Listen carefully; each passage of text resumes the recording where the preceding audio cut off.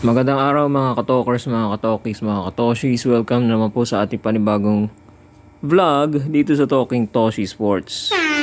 Alright, diretso na tayo dito sa ating mga comments sa comment section natin regarding dito sa katatapos lang na draft noong linggo, no, September 7. Okay? Ito yung mga comments ng ating mga kababayan. Salamat sa mga pagkalalagay ninyo ng mga comments sa ating comment section, no, sa ilalim ng ating video. At ito, babasahin na natin. Galing kay Sir Rodante Salvador. Suki natin. Sana maging Fajardo yan. Siguro tinutukoy niya si Gio. Gio ba o Gio? Okay? Di tulad ni... Uy, sabihin ko na to, no? Sabihin na natin to. Stan Hardinger to eh. Tama sir, malakas yan. Delano, JG Delano sa Converge. Sino si JG Delano? Anyway. Malakas yan si Jeyo. Jeyo Chiu. Alright. So, titingnan natin. Palakas siya ng katawan. Di ba yun yung aking nabanggit sa video? Yun ang isa sa mga challenge na harapin ng Terra Firma. Okay? Palakas siya ng katawan, palaki. Para kahit banggain siya ni Fajardo, kasi nangaararo si Fajardo kung napapansin niyo. Okay? Baka matumba siya baka hindi niya kayanin, no? Alam niyo naman sa PBA, physical lang ang laro, no? So yan. Okay, tapos si Jesse Pasqua, 7388. Kaya nila kinuha yan dahil yan ang kailangan ng Ginebra. Siguro si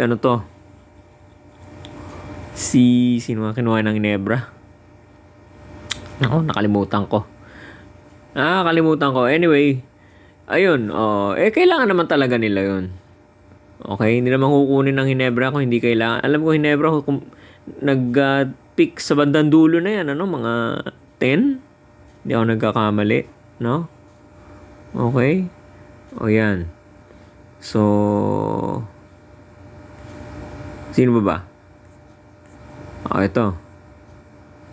Si Freddy Sagob.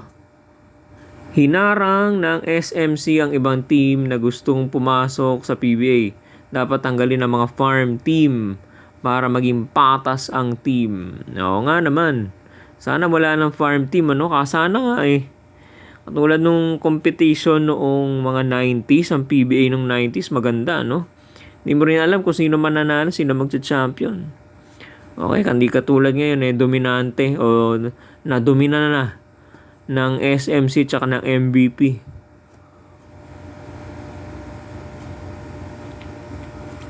Sa tingin nyo mga kababayan, dadami manonood pagka nag-champion ng Terra Firma?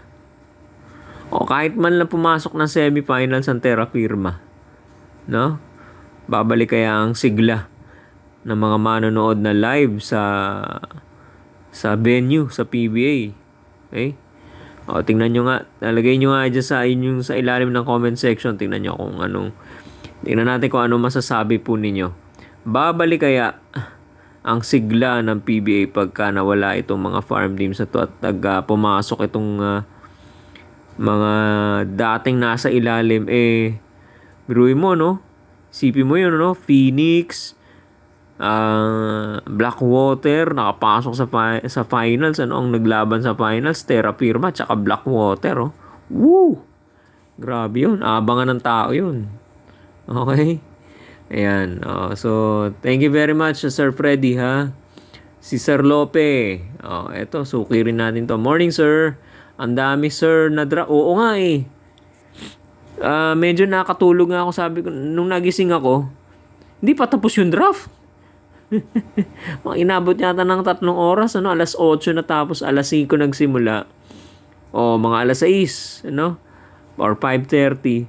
Halos 3 oras. Okay, ang dami sir na draft po kahapon, 80 players yata. At 3 pa dyan sa Barangay Ginebra na wala pong pangalan o di kilala. Anong gagawin daw nila doon? Sabi ni Sir Lope, gagawin daw trade asset. Okay, kaya kinuha. Yung pong si Estil, Kaya yan kinuha dahil, oo, kasi MVP ng ano yan, draft combine. Yung iba siguro kukunin nila pang trade nila. Oo. Hindi natin alam ang nasa isip ng mga taga Hinebra, no? Pero siguro nga trade ito gagawin nilang pang-akit sa ibang teams, no? Trade asset. Yan. So salamat Sir Lope. Kalakalan na yan sa sa PBA. Wala nang mahiwaga diyan, sir. Oo. Ito. Si Sir Rodante ulit. Ano lang naman, nagsisentimiento lang naman si Sir Rodante. Sir, minsan pagka busy, may inaasikaso, hindi tayo nakakapag-vlog ng mahaba-habang panahon. Pero, bumabawi naman tayo pagkatapos, ano? Wag ho kayong mag-alala dahil nasa isipan ko naman yan palagi. Yung makapag-vlog, hanap ng matatalakay nating topic, ano? So, wag po kayong mag-alala. At salamat naman at pinapaalalahanan nyo ako. Okay, salamat po sa suporta po ninyo.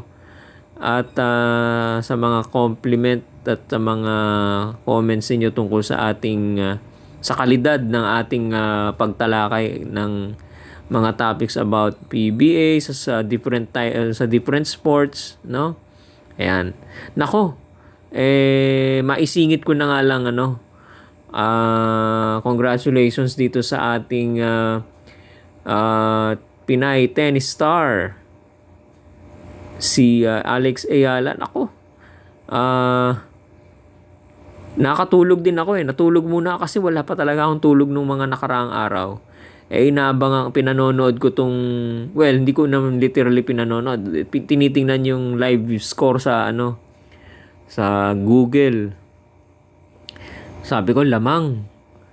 Pero no second set, tikitan, nakahabol. Sabi ko, mahirap na. Nahihirapan din siya. Tapos nung third set, medyo natulog ako simula ng third set. After 1 hour, tinignan ko ulit yung match point na. Match point na. 40-15 yata ang score. Tapos, 5-3. Oo. Yun. Tapos, nung naglipat yung score, sabi ko, grabe, no? Sa wakas, nanalo rin ng championship ito si Alex Ayala. Congratulations. Late congratulatory greetings para sa'yo, Alex Ayala. We are very proud of you. Alright? Ayan. Isa sa mga tututukan na natin yan, si Alex Ayala. Ano? At yung larong tennis, mag-flourish na rin yan dito sa Pilipinas. Marami na mga bata na iiduluhin itong si Alex Ayala at mag-aaral ng mag-tennis. Gano'n naman yan. Kung ano uso, yun ang aaralin ng mga maliliit na bata. Yun ang papasukin na sport. Okay lang yan. Okay. Para dumami yung, dadami yung magiging pambato natin internationally. Okay? Hindi lang basta basketball. No? Alright? So, hanggang dito na lang muna mga kababayan ang ating comment readings. At patuloy po niyong suportahan ang ating YouTube channel, Talking Toshi Sports. Maraming salamat po at magandang araw po sa inyong lahat.